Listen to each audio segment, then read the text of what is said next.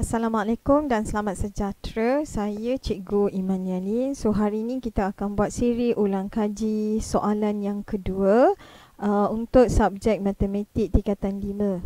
So apa tajuk kita pada hari ini ialah pelan dan dengarkan. Okey anak bertuah, pastikan anda berada di zon positif, berfikiran positif. Matematik sangat mudah. Ingat, matematik kita adalah apa yang kita fikirkan. Okey, jom kita belajar anak bertuah.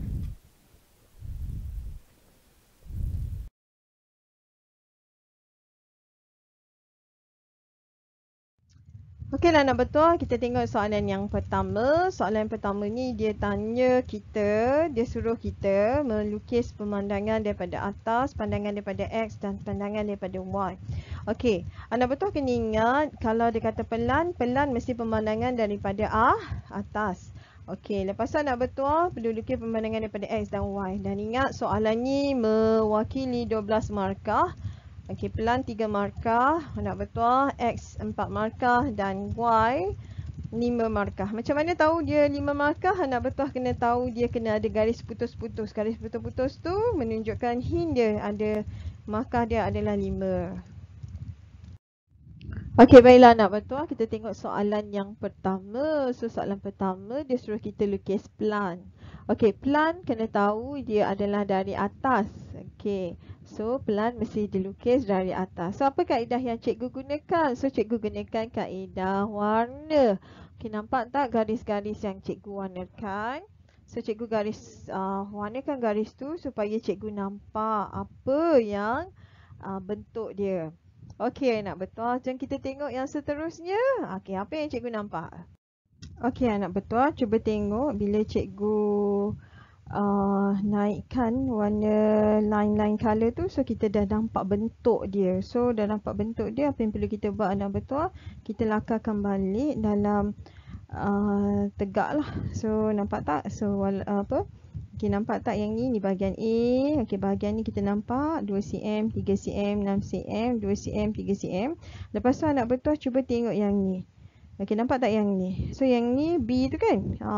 Walaupun dia sengit, tapi anak bertuah bila kita lukis dia akan jadi 4 segi. Okey, so jawapan akhir dia yang kita nampak adalah seperti gambar rajah yang tu lah. Okey, boleh anak bertuah? Senang je kan? Okey anak bertuah, kita tengok pula cara untuk kita melukis pandangan daripada X. Okey, kalau tengok anak bertuah, apa yang cikgu gunakan kaedah ni adalah kaedah mewarnakan line dia. So nampak tak anak bertuah, line yang pertama, yang ni A. Okey, ni A. Okey, nampak tak bahagian dia dekat depan ni. Kemudian anak bertuah, yang ni untuk bahagian B ni, walaupun dia serong, bahagian B tu dia serong kan, tapi bila kita lukis anak bertuah dia jadi tegak. Okey, lepas tu anak betul nampak tak yang bahagian C tu dia jadi serong juga, tapi bila kita lukis dia tegak anak betul. Yang bawah ni 4 segi, so kita terlukis saja 4 segi. So bila kita dah lukis anak betul, kita tengok berapa panjang dia kan. Okey, apa yang perlu kita buat adalah kita tengok yang dia punya latar belakang dia. Nampak tak? KLCB.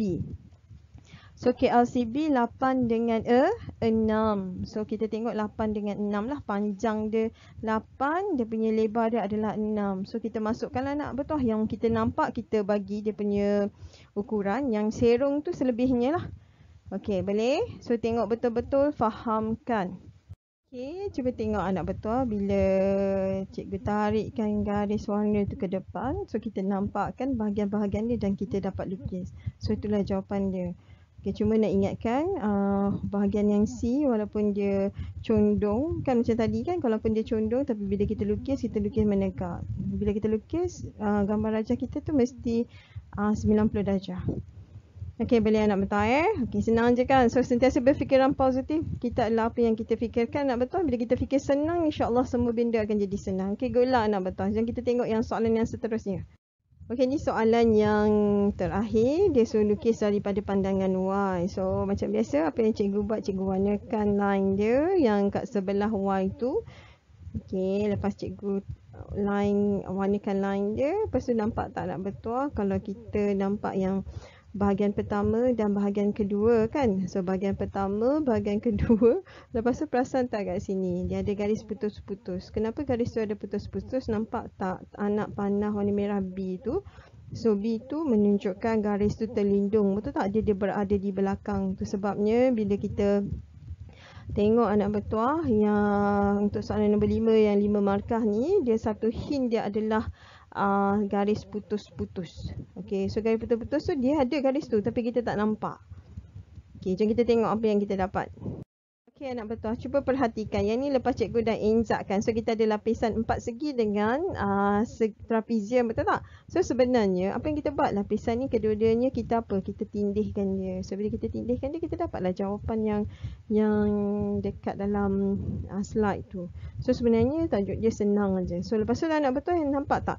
Dekat depan kita tak nampak yang 4 segi tu kan. So 4 segi yang QF tu, garisan dia, cuba nampak QF, kita tak nampak kan QF tu, ni QF. Okay, so ni garisan dia kan. So bila dia buat kita tindihkan dia di hadapan, dia sepatutnya tak nampak sebab dia berada di belakang. So depan kita hanya nampak yang ni je, LM TDC. Okay, so bila kita overlapkan dia, kita dapat gambar rajah yang ni. So yang ni markah dia adalah 5. Okay, senang kan? Okay, Alhamdulillah. Kalau kamu dapat melukis ketiga-tiga tu dengan betul, insya-Allah kamu dapat 12 markah nak betul.